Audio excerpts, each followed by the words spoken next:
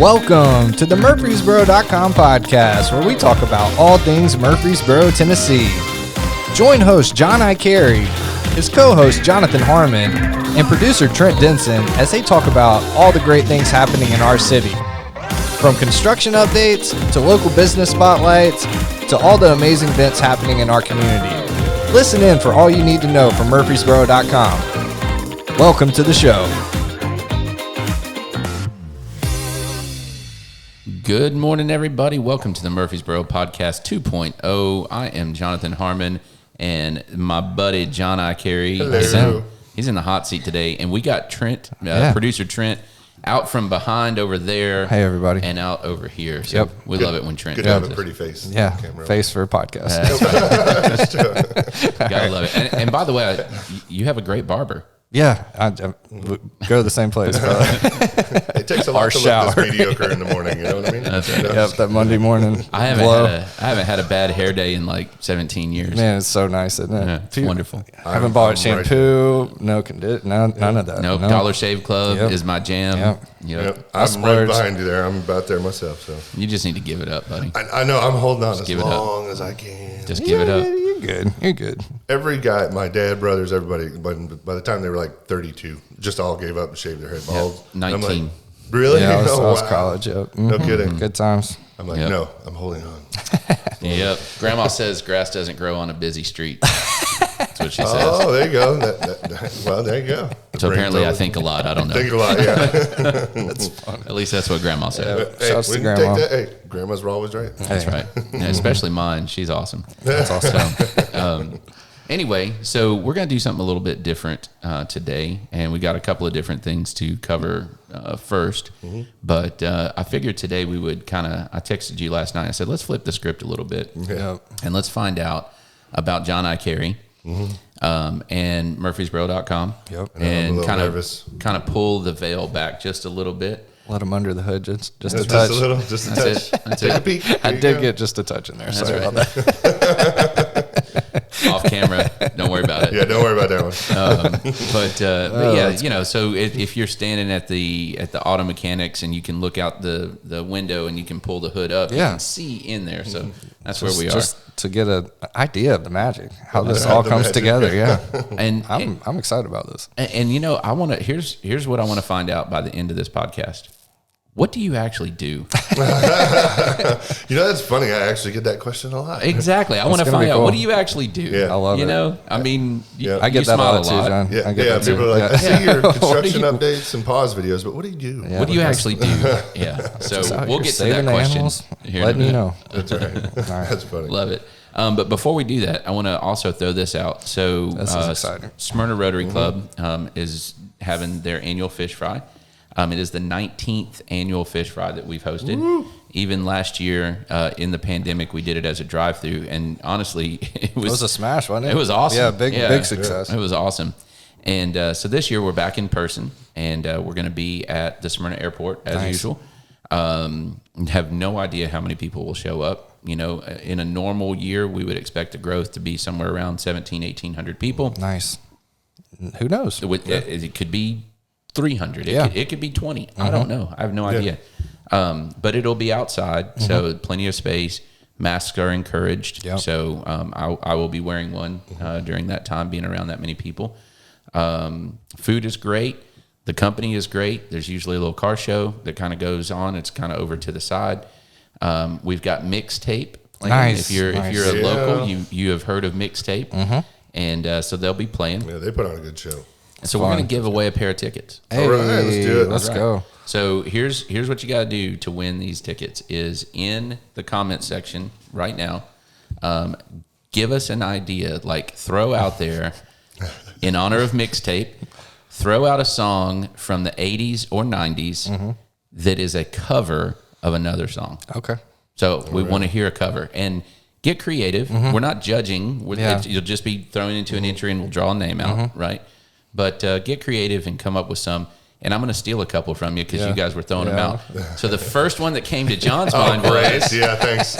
And I will always love you by Whitney Houston. Okay. Although it wasn't just by Whitney Houston. It was by Dolly. Queen Dolly. Queen Dolly. Right. And Trent threw another one out, so we're going to steal two from your repertoire audience. Pearl Jam. Pearl Jam did. The really sad one. I always forget the name of it. It's called The Last Kiss. There you go. Do you know the original artist? No, you just mentioned it. I know it was like 60s, 70s. It was, I think it was early 60s. Oh, wow. J. Frank Wilson and the Cavaliers. Now we know. Yeah. There you go. Well, what's yours then? I don't have one. Hey, we're going to leave them out there. Yeah, come on. Those are two good ones. ones. Okay, I don't want to give too much. That's right. So if you can throw out the name of the song, who did it, and then if you can find who originally did it, that would be even better. Even better. So do that. You get entered to win 2 tickets to the Fish Fry coming up on September the 11th in Smyrna. Gates open at 4. Dinner starts at 6. Boom. There you go. So there's the tickets to give away. Yeah. Nice.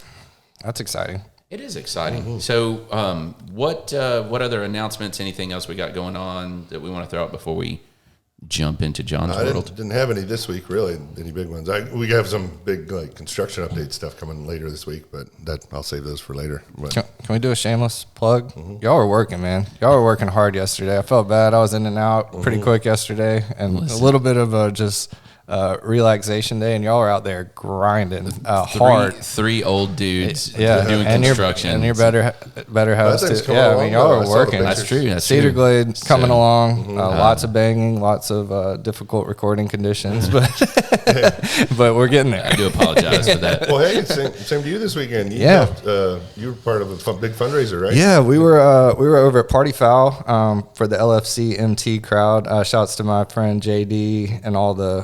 That. Man, it was fun. It was really, it was really fun. Just great group of people, and they always have a charity match that they do. They get together every match that Liverpool plays. Like if it's 6:30 a.m., 11:30, whenever. Kudos to Party Foul for letting. Oh man, yeah. Party Foul they had a big thank you thing. Austin, the owner, was out there. It was a big ordeal.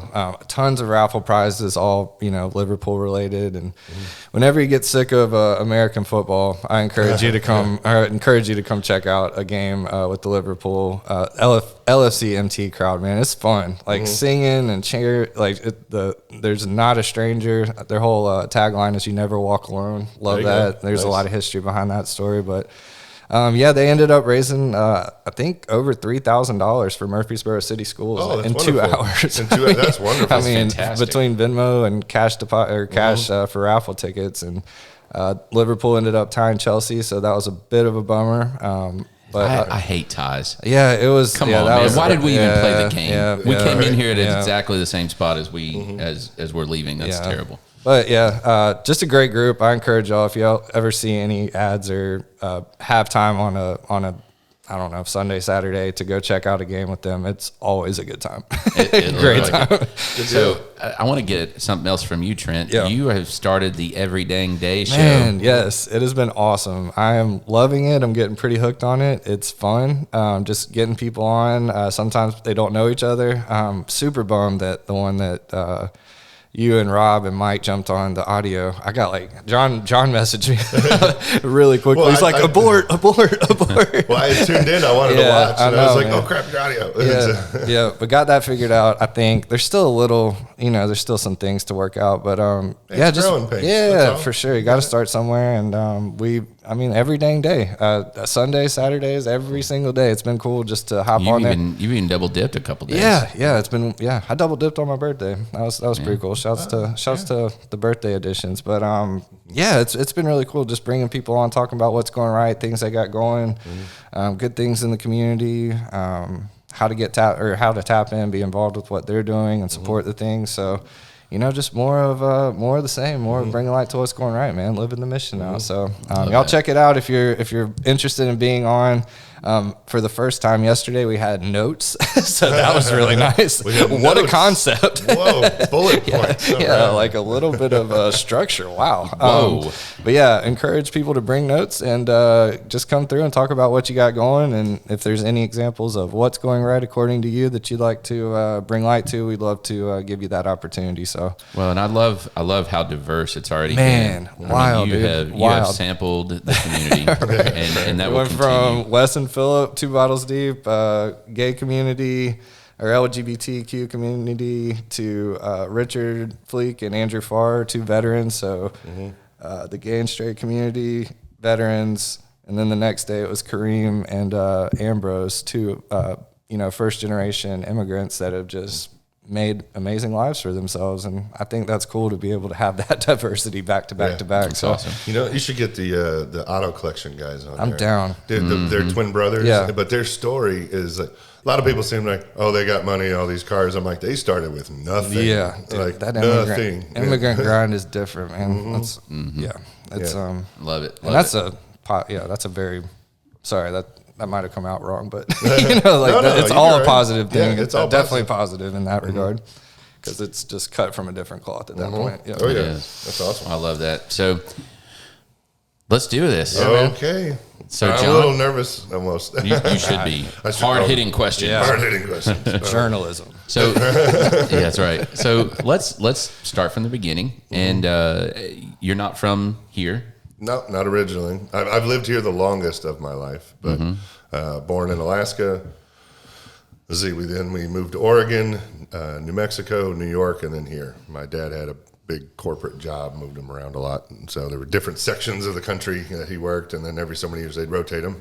We ended up here when I was 1 year in college, and none of my credits transferred.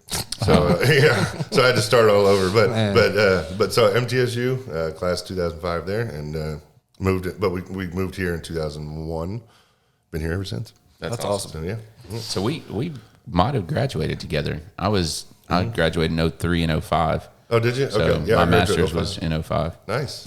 Yeah. And we did. All right. Very cool. So you move here. I know one of the things that you really got into early on, really kind of at the front, were the geographic websites, right? Yeah. So how did you end up with Murfreesboro.com? Well, right before Murfreesboro.com, I was part of an internet startup that was many, many years ago. And actually at one point we were doing really well with it. And then just some things happened behind the scenes, I'll put it that way, that I didn't really necessarily agree with, and said, okay, either we have to address this or I'm going to do my own thing. And when I took a leap of faith and was like, all right, just got to jump off deep end, both feet. But through that process, I met the gentleman who owned Murfreesboro.com, and he was very generous about it. He wasn't doing anything with it, really. And he was very generous about it and said, yeah, here, go ahead, work it. He basically said, don't forget me.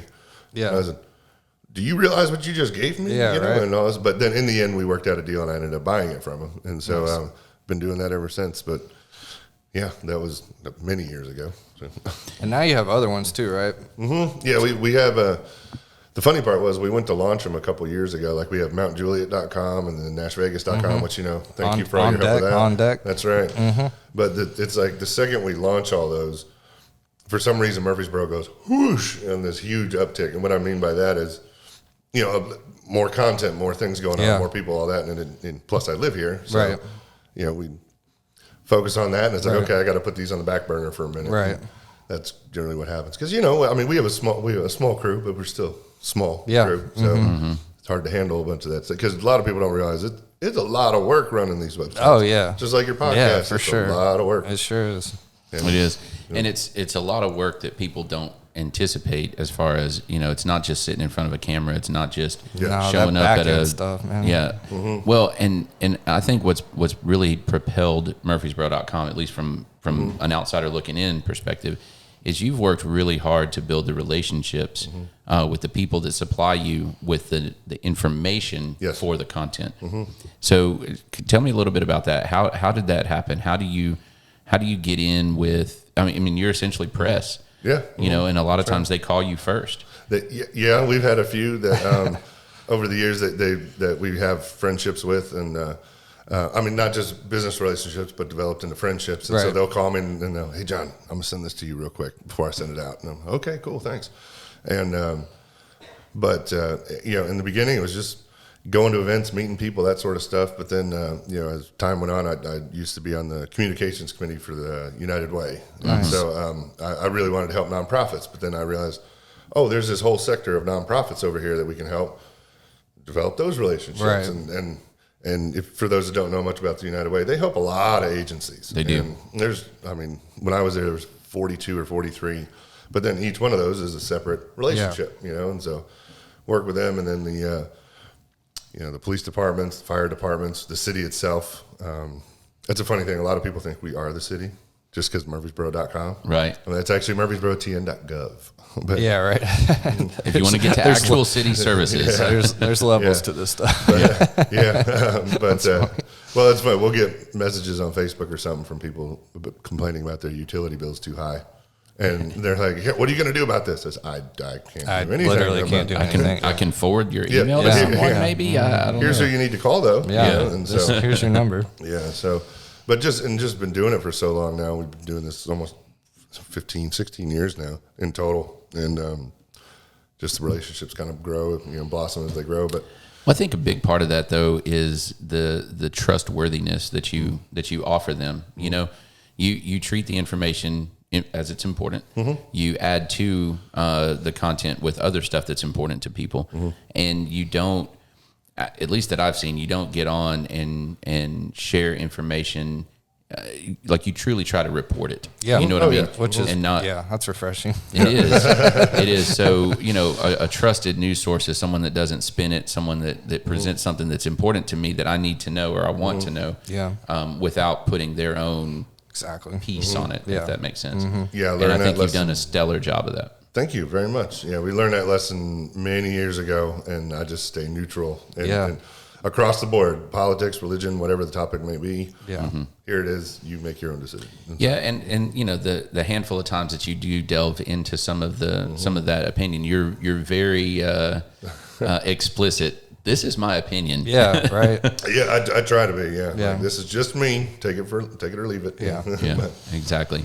So that's what's cool about this too. Like just having, the last week's episode was so cool. Just completely straight factual stuff from the people on the front lines dealing with COVID and all the variants and everything. It was just really, because like you said, we get so much misinformation, so much craziness. Everybody's mad about everything. Yeah. When it's coming from two people like that, there's like no denying that that's what's happening. Like, Literally, they that's left here and went into right it. back to it. Yeah. Yeah. So I think that's really cool.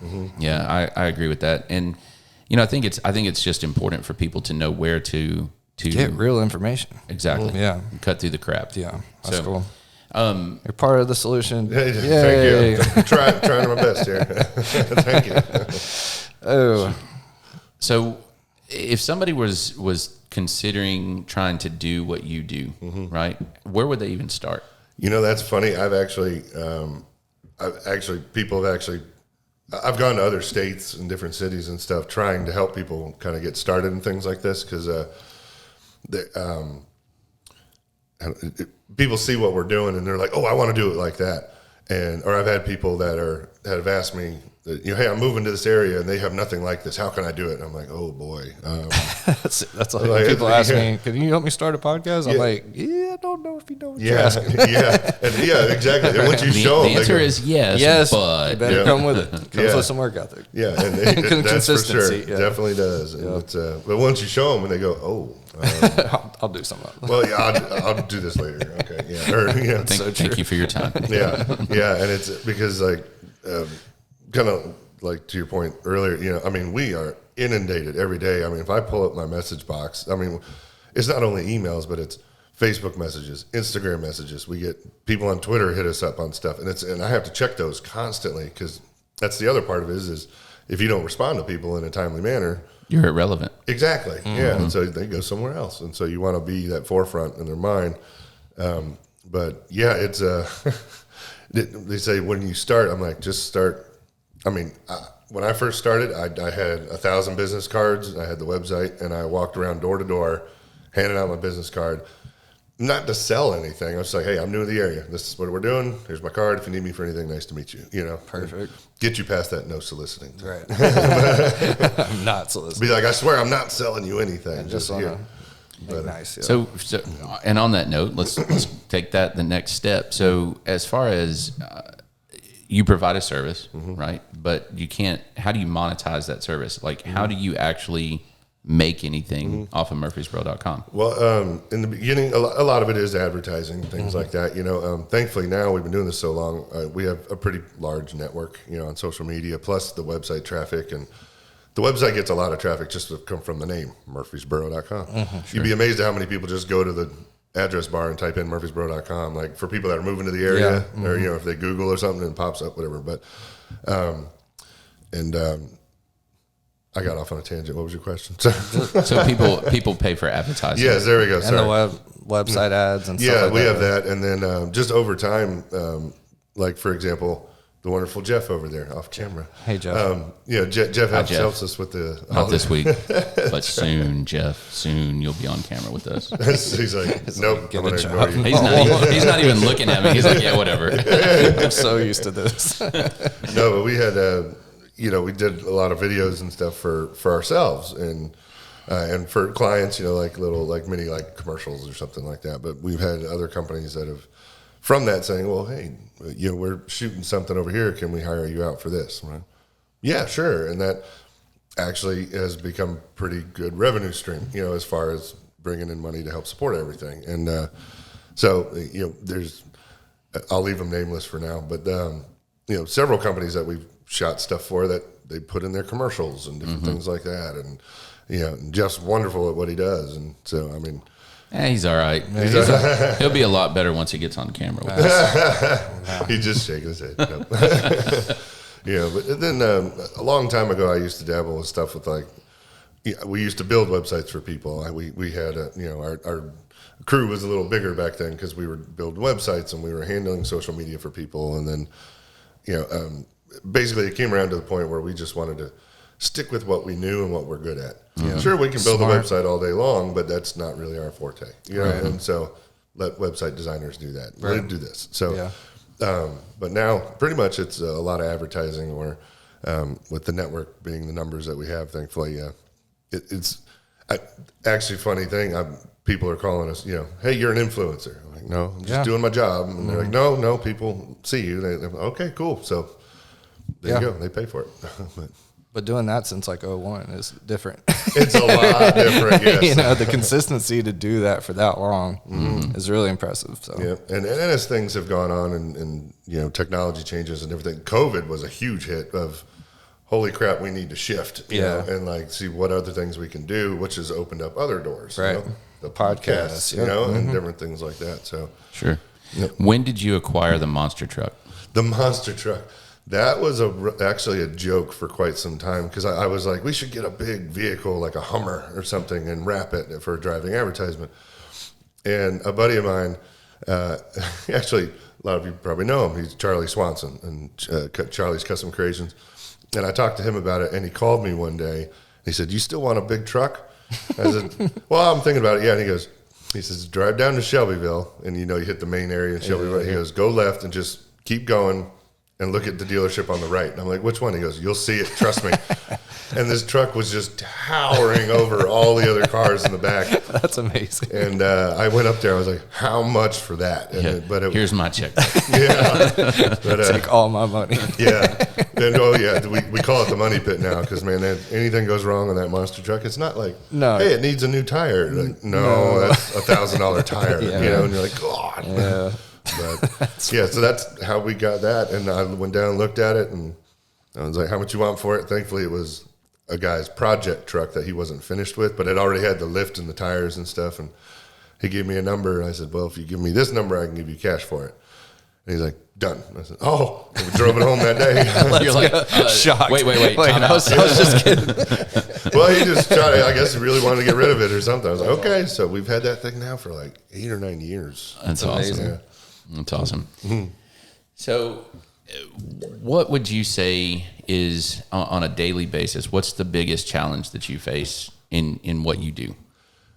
Honestly, trying to keep up with everybody that writes in. That's got to be the hardest one because it's gotten to be so many. I mean, I can open up, I can do it right now, and then we'll have a dozen Facebook messages on the Rutherford County Breaking News page. And go over to Murfreesboro, and there's another 8 or 9 there, and then you open up your email, and you got 9 articles that have been sent to you and different crime reports from the police stuff, and it's like, whew.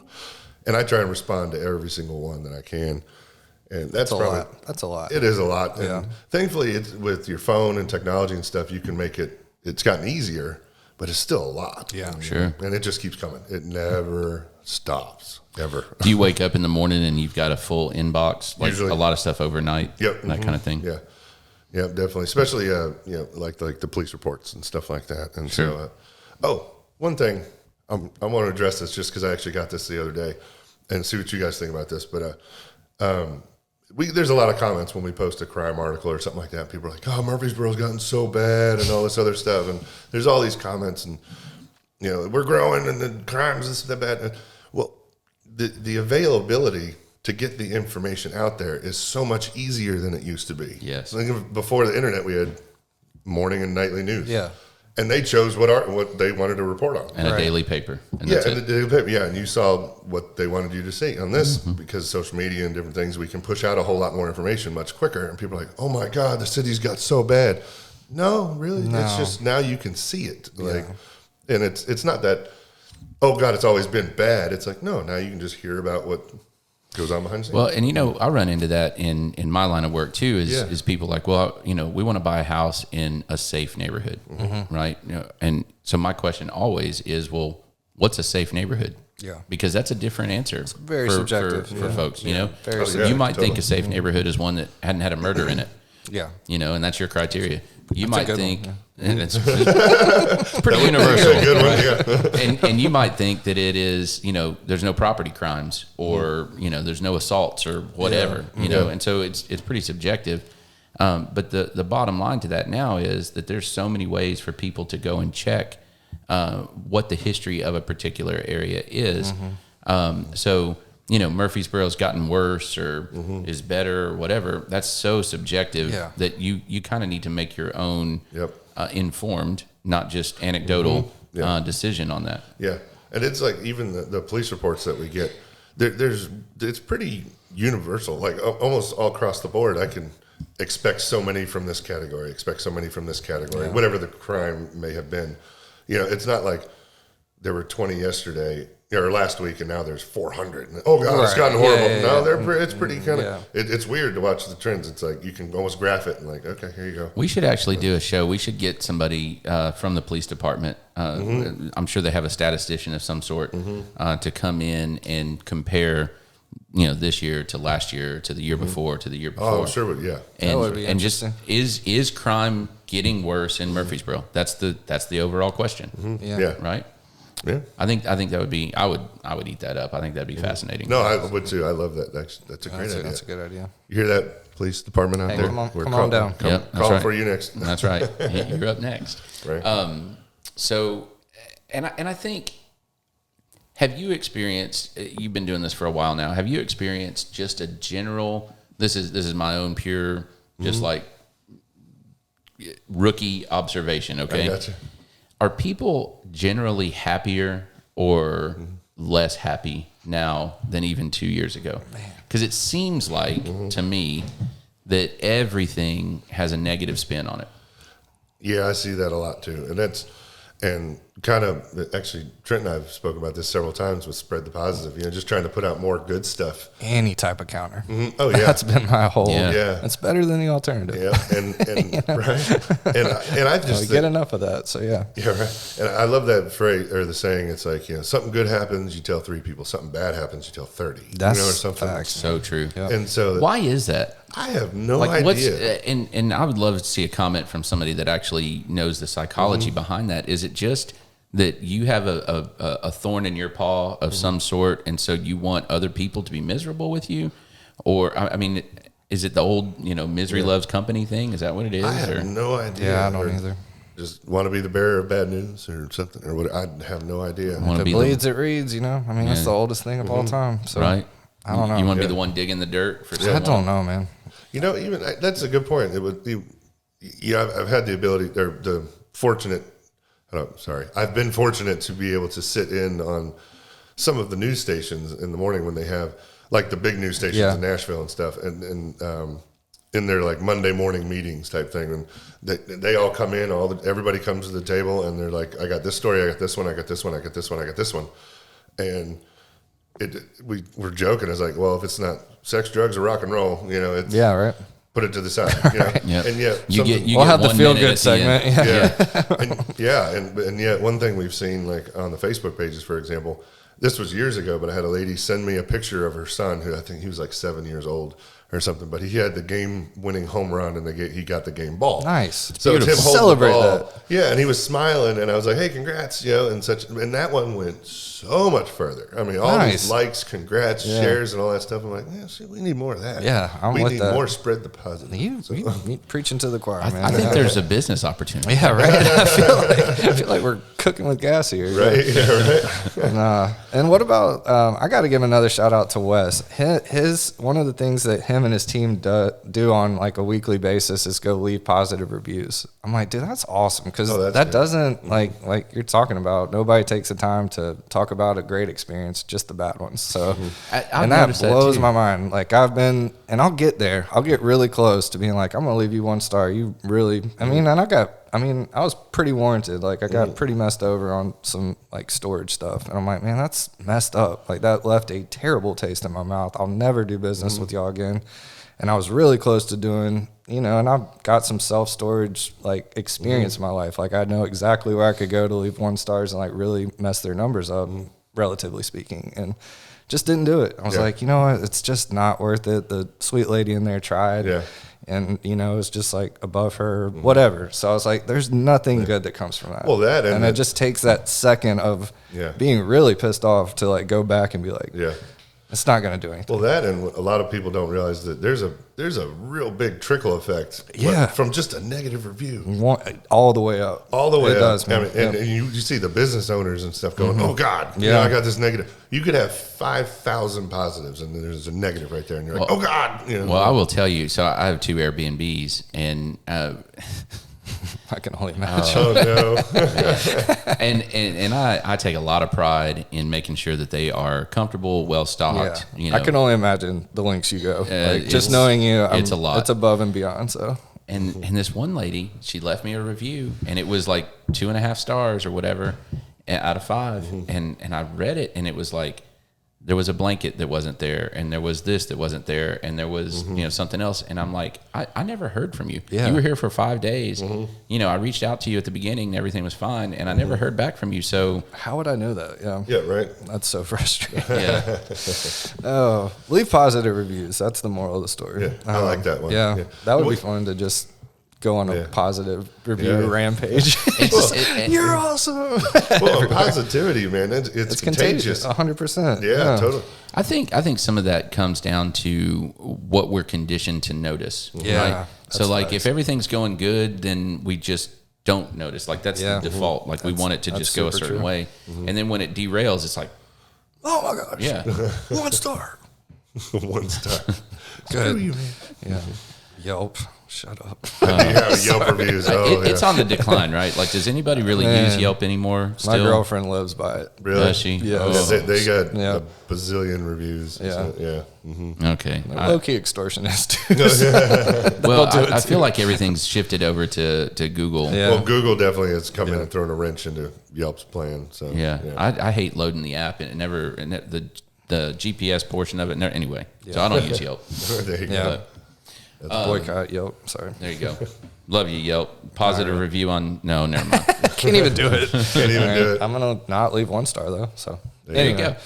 There you go. So John, what you mentioned Nash Vegas, and I know you guys have been working on that for a while, getting some things going on there, and it's funny because I was with you guys at the beginning of some of that and there was like, I don't know, 700,000 ideas that were generated.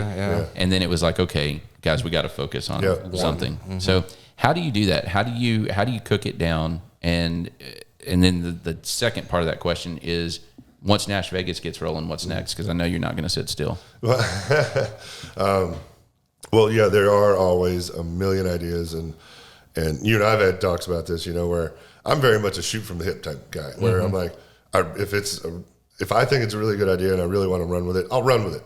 But the bad part is then, like, all the other stuff you still have to do, and then life gets in the way, and then you're like, oh, this kind of gets pushed back a little. So I've really tried to, condense it down, especially here recently. When I say recently, within like the past year, of like, okay, you got 10 good ideas, let's pick the 2 great ones, push all the other ones over make here. them happen. Let's put them in this box. Here you go. Let's open the come box back to later. Not throwing them away. Yeah. Putting them in self-storage. Let's put them in the self-storage. I'll check out on the second day and get charged the whole month, man. It's not okay. There's a grace period. Yeah, it's a grace period on the ideas. Leave them right there. That's awesome.